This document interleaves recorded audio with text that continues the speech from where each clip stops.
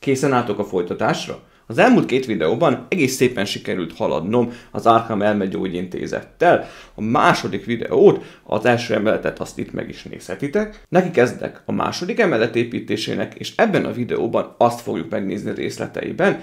A lépésszámot tekintve egészen nagy blokkról beszélünk, több mint 300, majdnem 400 lépésről lesz itt is szó, szóval valószínűleg iszonyat részletesen ki lesz dolgozva majd ez az emelet is. Bele is vettem magam, ugyanis ennél izgalmasabb projektem mostanában nem volt. Zoli vagyok, és ez itt az Összeraklak. Tartsatok velem!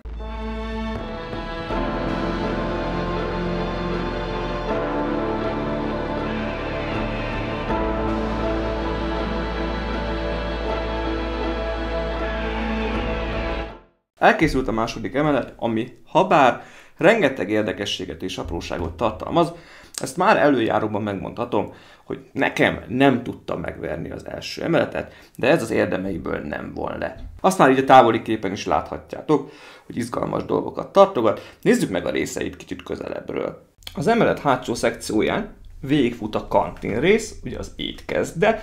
Itt egész sok kis apróságot találunk, például itt van egy 4-es asztal, a másik oldalon 2, itt van egy kis kiszolgálópult, ahol van még perec, croissant, meg virsli is, egy szép nagy edény, amiből valószínűleg a levest merik, részleteket még az asztalokon is találunk, itt is van perec, valamint ezeket pontosan nem tudom, hogy mit szimbolizálnának, hogy ezek valami italos flakonok lennének, teljes dobozok, írjátok már meg, hogy szerintetek mi lenne. Ott hátul bent, az elválasztó rész alatt, amin van 2 kamera, ott is vannak különféle tálak, edények, tányérok vannak ott egymásra halmozva. A másik oldalon ugye itt a 2 4-fős asztal, és ugyanúgy van egy-egy tálon, tányéron perecünk, valamint virslink, és ott is vannak ilyen különféle flakonok. Akárcsak az első emeleten, ezzel elég szembe van a lépcső, ami felvezet majd a tetőtérre, van szintén egy kis növénykénk, tűzoltókészülék, ott egy kis figyelmeztetőjelzés, ami valószínűleg azt mutatja, hogy be lehet esni oda a lépcső feljáróba, azért van a 2 oldalán korlát is, és itt is van egy kamera, ami nézi ezt a kantin szekciót. Először térjünk már ki erre a részre, ahol ott bent a beugróba szintén van egy kis növénykénk. Itt fent ilyen rácsos elemek vannak, amik iszonyat rakoncátlanok, és nagyon könnyen kinyithatók. Itt a lenti Madhouse matricának a párja, és ezen az ajtón át bejutunk egy kis helyiségbe, ami egy regisztrációs szoba. Legalábbis én úgy gondolom, hogy regisztrációs szoba lenne, de olyan kicsi a helyiség, hogy alig lehet belátni. Van egy asztal, amin van egy regiszter feliratú matrica, innen gondolom. Van hátul egy szék, egy forgószék, egy zöldes kárpitozású szék, és ezen a falon pedig azoknak a raboknak a képei, akiknek a celláit lent találjuk például. De az igazi csemege itt van, ami nálam különlegessé is teszi ezt az emeletet, és kapunk egy orvosi szobát, aminek itt a falán van 2 elem. Én 2 dologra gondoltam először, vagy hangszóró, ami ugye figyelmezteti az étkezőket, hogy vége az ebédidőnek, vagy egy figyelmeztető fény, hogy valaki tartózkodik az orvosi szobában. De hát láthatjátok, hogy átlátszóak a falak, tehát az bárki észrevehet, hogy van bent valaki. Röntgen meg nincs bent, hogy a sugárzás veszélyre figyelmeztessen. Megpróbálom az orvosi szoba részleteit bemutatni, de ez is egy nagyon pici helység. Van itt egy forgatható táblánk, ahol különféle visszajelző panelek vannak. Ezt meg lehet forgatni, legalábbis picit lehet forgatni, és a másik oldalán is van 1-2 elem, de ez nagyon-nagyon ingatag talpakon áll, úgyhogy ezt annyira nem érdemes mozgatni. Van szembe egy számítógépünk, ott hátul különféle fiolák, vörös, zöld, kék színben, és ott előtte tartón 2 injekciós tűt is találunk. Erről az oldalról benézve, ott is van egy monitor billentyűzettel, azon az oldalon is egy polc fiolákkal, és van egy dönthető ágyunk, aminek a tetejét lehet így állítani is, valamint a dőlésszögét a lámpa résznek, ugye ami itt van, a világítása. Ez is egész könnyen lepattan, úgyhogy óvatosan. Sajnálom, hogy ilyen kis szűkek a helységek, és elég nehezen lehet beletekinteni, megmutatni a kamerán.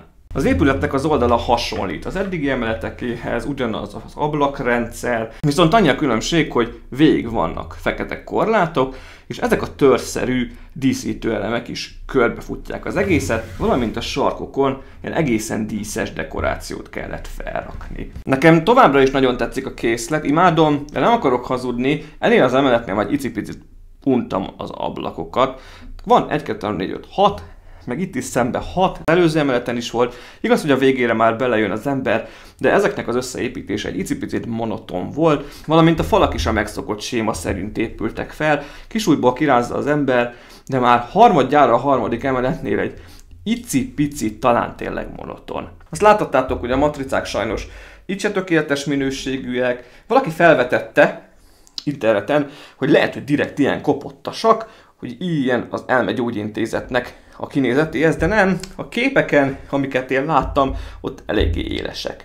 Valamint itt láthattátok az orvosi szobánál, hogy a műanyag üvegfalt imitáló elemek, azok itt is eléggé koszosak, átlátszatlanok egy-két helyen, úgyhogy ezen még lehetne alakítani egy picit. Arról már nem is beszélve, hogy az orvosi szoba sterilitása miatt ugye nagyrészt fehér elemekkel találkozunk, amik szintén ezek a piszkos fehérek. És nem maradt más hátra, mint hogy felkerüljön a második emelet méltó helyére az első emeletre. Felpattintottam az emeletet, hát egyre terjedelmesebb, meg kell hagyni. Tényleg igaz lett a jóslatom, durván eddig fog majd szerintem érni, úgyhogy majd akkor kicsit távolabb is kell vinnem a kamerát. Azért ránézésre is látszik, hogy nem csak belülről, de kívülről se, hát az olyan extra, az hülye kifejezés, mert jól néz ki, de nem nyújt akkora extrát a második emelet, bár ezekkel a dekorációs elemekkel azért picit javít a helyzeten, de itt az első emeleten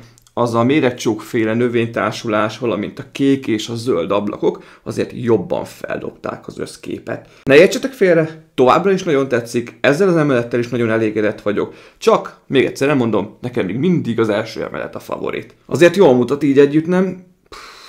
Tényleg nagyon komoly. Ennyi volt már ez a videó, a következő, vagyis a negyedik bemutató lesz a végső. Annak az elején még gyorsan megépítem a tetőrészt, valamint a kis tornyokat és egyéb dekorációs elemeket odafent, és utána összeteszem, és megnézzük a kész moduláris épületet teljes terjedelmében együtt, valamint egy-két érdekességet még elmondok majd azért az Arkham Elmegyógyintézetről, meg magáról, erről a készletről is, ugyanis több verzióval rendelkezik, és egy kicsit próbálok majd rendet rakni itt a fejekben, vagy hogy tisztább képest lássatok pontosabban. Ha tetszik a készlet, tetszenek a bemutató videók, akkor mindenképpen iratkozzatok fel a csatornára, dobjatok egy lájkot, írjatok kommentet, várom a visszajelzéseket hozzászólásban is, és tartsatok velem a következő bemutatóban is. Valamint, ha eddig kimaradtak, akkor nézzétek meg az előző videókat, itt megtaláljátok az első emeletet, valamint utána a többit is. További szép napot nektek, vigyázzatok magatokra, sziasztok!